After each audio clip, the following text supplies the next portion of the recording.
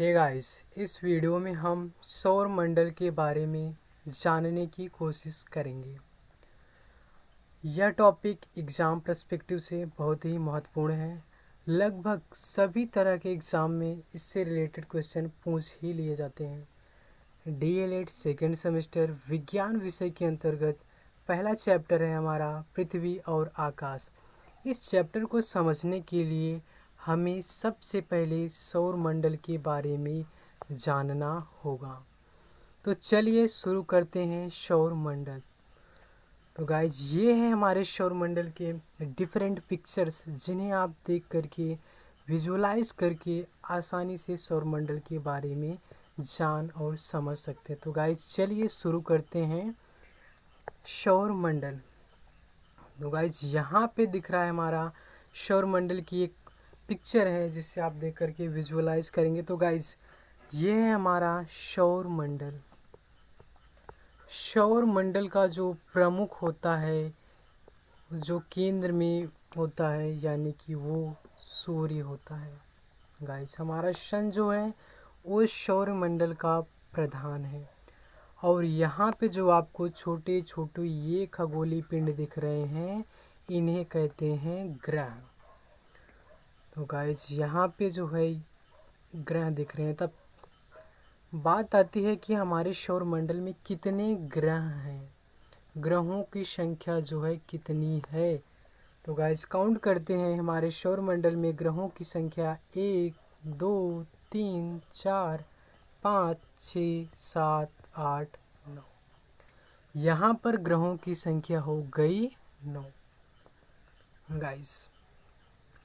लेकिन वर्तमान समय में ग्रहों की संख्या जो है वो 8 मानी जाती है। अब ऐसा क्यों? तो गाइज, इसके पीछे बात जो है कहानी है कि 2006 में IAU की एक जो है सम्मेलन हुआ प्राग में 2006 में। वहाँ पे जो है ग्रहों की एक नई परिभाषा रखी गई। वैसे तो ग्रह जो हैं वो एक निश्चित कक्षा में सूर्य का चक्कर लगाते हैं। आप देख सकते हैं इनकी जो ये कक्षाएं हैं, इन्हीं कक्षाओं में ये सूर्य का रोटेशन करते हैं, सभी अपनी अपनी कक्षाओं में।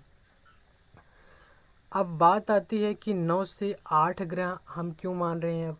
तो गाइस, यहाँ पे जो 2006 में बैठक हुई प्राग में, वहाँ पे ग्रहों का एक नया नियम बनाया गया कि ग्रह उन्हीं को कहा जाएगा जो निम्न शर्तों को पूरा करेंगे। पहली शर्त ये थी कि ग्रह जो है सूर्य का चक्कर लगाते हैं वे एक निश्चित कक्षा में। और दूसरी शर्त ये थी कि जो ग्रह होते हैं उनके आसपास छोटे छोटे इस तरह से खगोलीय पिंडों की भरमार ना हो। मान लो कि कोई ग्रह है, इसके आसपास ढेर सारे खगोलीय पिंड है, तो इसे ग्रह नहीं माना जाएगा। और तीसरी कंडीशन ये थी कि ग्रह जो है केवल अपने सर्किल में जो है रोटेट हो, ना कि वो दूसरे की सर्किल में जाके रोटेट करें या दूसरे की कक्षा में जाके रोटेट करें। तो यहाँ पे जो हमारा एक 9वां ग्रह दिख रहा है प्लूटो, जिसे हम यम के नाम से जानते हैं, ये जो है इस शर्त को पूरा नहीं करता था। होता ये था कि प्लूटो जो है ये ऐसे अपनी कक्षा में कभी रोटेट तो करता था, लेकिन कभी कभी ये करता क्या था कि अपनी कक्षा से हट के दूसरी कक्षा में रोटेट करने लगता था। इसी कारण से जो वैज्ञानिकों ने ग्रहों की संख्या को निर्धारित किया 8। तो वर्तमान में अगर पूछा जाए ग्रहों की संख्या, तो गाइस हम 8 मानेंगे। हम क्वेश्चन की लैंग्वेज को पढ़ेंगे कि वो पूछ क्या रहा है। अगर पूछे कि प्रारंभ में ग्रहों की संख्या कितनी थी, तो 9। गाइस, इस पिक्चर को आप देख करके विजुअलाइज करिएगा तो आपको अच्छे से जो है कि कंसेप्ट क्लियर होगा। गाइस, यहाँ पे हम देख लेते हैं एक एक ग्रहों के नाम। तो सूर्य के सबसे निकट जो ग्रह है यह है, किसे कहते हैं बुध। बुध इंग्लिश में कहते हैं मरकरी। उसके बाद ये दूसरे नंबर पे जो ग्रह दिख रहा है इसे कहते हैं वीनस, यानी कि शुक्र हिंदी में। बुध शुक्र। उसके बाद तीसरा ग्रह जो दिख रहा है ये है हमारी प्यारी पृथ्वी, जिसे हम अर्थ कहते हैं। उसके बाद चौथे नंबर पे है मार्स यानी कि मंगल। इसे कहते हैं मंगल ग्रह। आपने सुना होगा मंगलयान, मंगल मिशन, तो इन्हीं ग्रहों पे जो है, इन्हीं ग्रहों की बात होती है। उसके बाद जी पांचवा ग्रह है हमारा जुपिटर, जो कि सौर मंडल का सबसे बड़ा ग्रह है, जो कि आप देख सकते हैं आकार में। इसे कहते हैं बृहस्पति। और उसके बाद है छठा ग्रह है सैटर्न यानी कि शनि। और उसके बाद बारी आती है यूरेनस यानी कि अरुण। आप चाहे तो इसका नोट बना सकते हैं, आप इसे आसानी से याद रख सकेंगे। तो गाइस उसके बाद आता है हमारा नेपच्यून यानी कि वरुण। और ये लास्ट था प्लूटो यानी कि इसे हम अब ग्रह नहीं मानते। तो ये रहे ग्रह गाइस। यहाँ पे एग्ज़ाम में पूछ लिया जाता है कि ग्रहों का क्रम जो है, कौन सा ग्रह किस क्रम में है। तो सूर्य से सबसे निकट है बुध, उसके बाद आता है शुक्र, उसके बाद पृथ्वी, फिर मंगल, बृहस्पति, शनि, अरुण, वरुण। तो गाइस यहाँ पे ग्रहों का क्रम से भी एग्जाम में क्वेश्चन पूछे जाते हैं। अब यहाँ पे हम देखते हैं, और यहाँ एक क्वेश्चन पूछा जाता है कि सौर मंडल का सबसे बड़ा ग्रह कौन सा है। तो आप देख सकते हैं ग्रहों की साइज। तो यहाँ पे आपको जुपिटर यानी कि बृहस्पति जो दिख रहा है, ये सबसे बड़ा दिख रहा है। तो सौर मंडल का सबसे बड़ा जो ग्रह है वो है बृहस्पति। उसके बाद दूसरे नंबर पे बड़ा शनि, तीसरे पे अरुण, फिर आता है वरुण। उसके बाद देख सकते हैं पाँचवें नंबर पे आती है हमारी पृथ्वी। और पृथ्वी के लगभग बराबर में ही जो है ये शुक्र दिख रहा है। तो गाइस इसीलिए शुक्र को पृथ्वी की बहन, पृथ्वी की भगनी, सांझ का तारा, भोर का तारा आदि नामों से भी शुक्र को जाना जाता है। आज इतने पॉइंट उम्मीद करता हूँ आपके क्लियर हुए होंगे। एक बार फिर से देखते हैं। सूर्य जो है ब्रह्मांड का सौर मंडल का जो है केंद्र पर है, और सभी ग्रह इसके चक्कर लगाते हैं। और ग्रहों का हमने क्रम देखा। अभी जो है वर्तमान में 8 ग्रह हैं। और आपने एक शब्द सुना होगा सौर मंडल, जब भी कभी आपने पढ़ा होगा उपग्रह।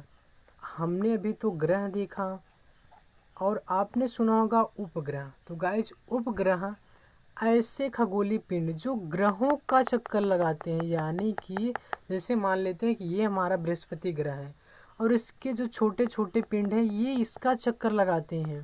क्यों लगाते हैं? क्योंकि ग्रहों में ग्रेविटी होती है, यानी कि अपनी तरफ आकर्षित करने की क्षमता होती है।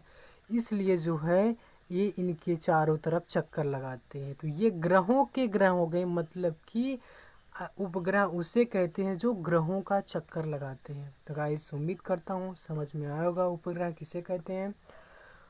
अब यहाँ पे जो है एग्ज़ाम में क्वेश्चन पूछा जाता है कि किस ग्रह के कितने उपग्रह हैं। जैसे पूछा जाता है कि बृहस्पति ग्रह के कितने उपग्रह हैं। तो गाइस वर्तमान में बृहस्पति के जो हैं टोटल 79 उपग्रह हैं। ऐसे छोटे छोटे 79 उपग्रह हैं जो बृहस्पति का चक्कर लगाते हैं। और वैसे पृथ्वी का एक उपग्रह है चंद्रमा, जो कि पृथ्वी का चक्कर लगाता है। तो गाइस यहाँ पे अगर हम उपग्रह के बारे में डिस्कस करेंगे तो वीडियो काफ़ी लंबा हो जाएगा। उपग्रहों को याद करने के लिए हम अलग से वीडियो लाएंगे, और ट्रिक के जरिए याद करेंगे।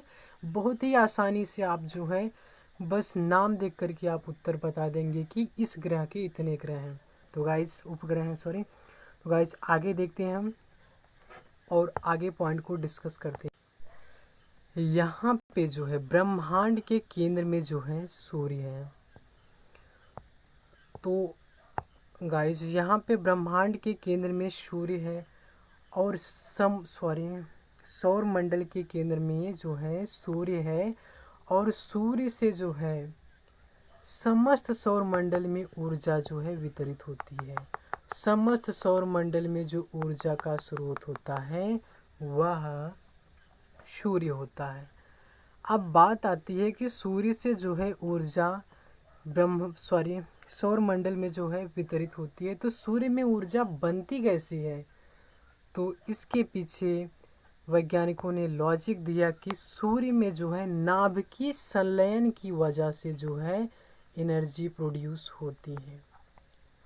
तो गाइज आपने दो शब्द सुने होंगे, नाभिकीय संलयन और नाभिकीय विखंडन।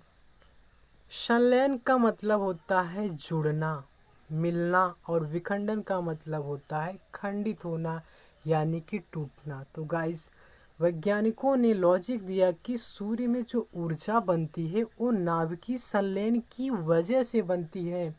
तो गाइस चलिए देखते हैं ये बनती कैसी ऊर्जा।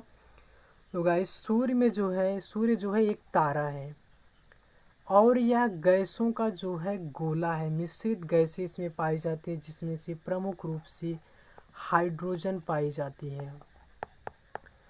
हाइड्रोजन गैस पाई जाती है जिसे हम H से डिनोट करते हैं, और पाई जाती है हीलियम गैस,